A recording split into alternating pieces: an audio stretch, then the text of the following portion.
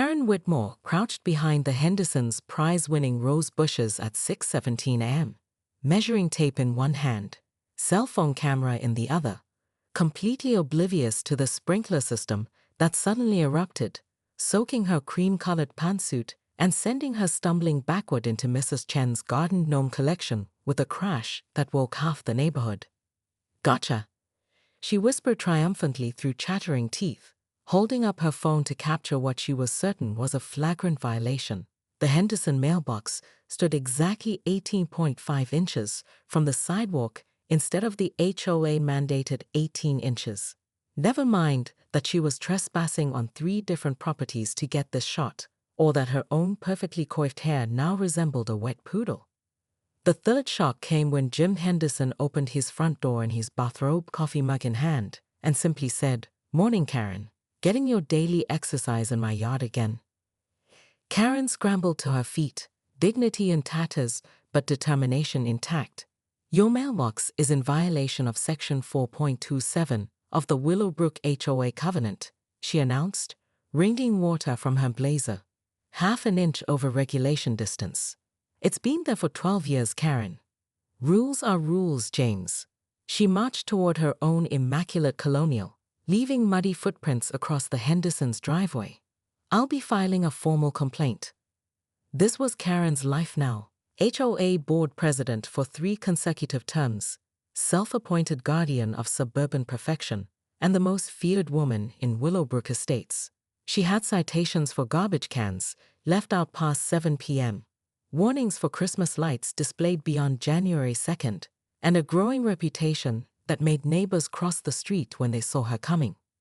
Back in her pristine kitchen, Karen spread her wet clothes across designer towels and fired up her laptop.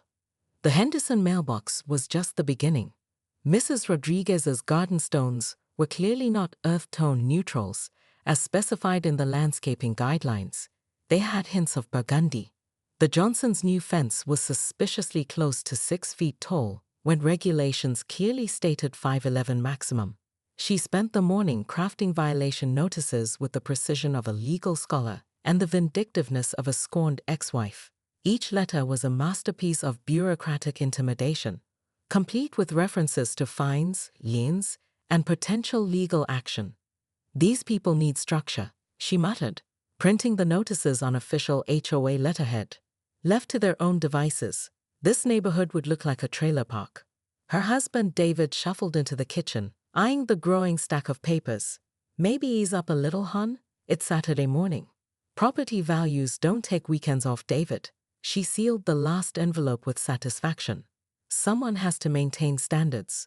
But as Karen prepared for her afternoon violation delivery rounds, she had no idea that 27 of her neighbors had been secretly meeting at the community center, led by a very determined Jim Henderson, who'd finally had enough of her reign of terror. Karen's doorbell rang at exactly 2 p.m., interrupting her meticulous preparation of violation delivery routes.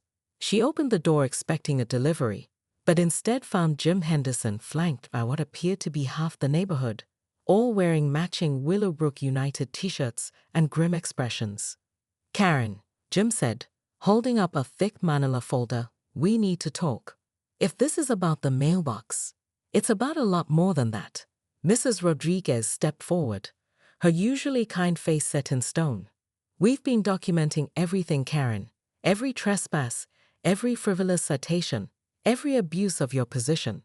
Karen's mouth went dry as she spotted Mrs. Chen holding a tablet displaying clear security footage of that morning's sprinkler incident. Behind them, more neighbors emerged from behind cars and hedges, forming an impromptu tribunal on her front lawn.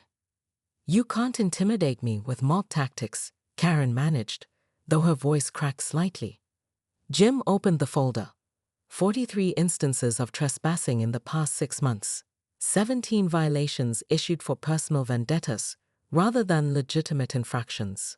And my personal favorite, billing the HOA for your nephew's landscaping business to maintain the common areas at triple the market rate.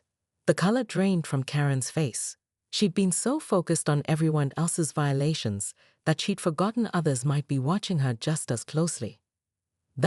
Those are necessary expenses for community maintenance. At $37 per hour to mow a half-acre of grass, Mrs. Rodriguez laughed bitterly.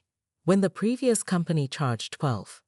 Young Tommy Peterson, barely out of college but surprisingly well prepared, stepped forward with a legal document. We filed a formal complaint with the county HOA Oversight Committee. They're launching an investigation into financial irregularities and abuse of authority. Karen felt the ground shifting beneath her feet. 3 years of unchallenged power had made her careless, arrogant. She genuinely believed she was protecting the neighborhood, but as she looked at the sea of angry faces, she realized she'd become the very problem she thought she was solving. "What do you want?" she whispered.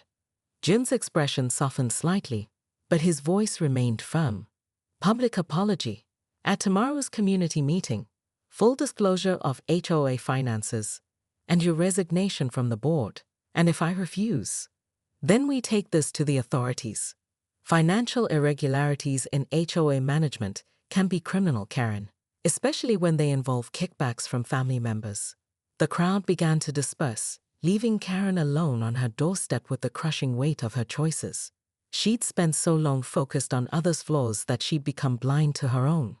The irony wasn't lost on her.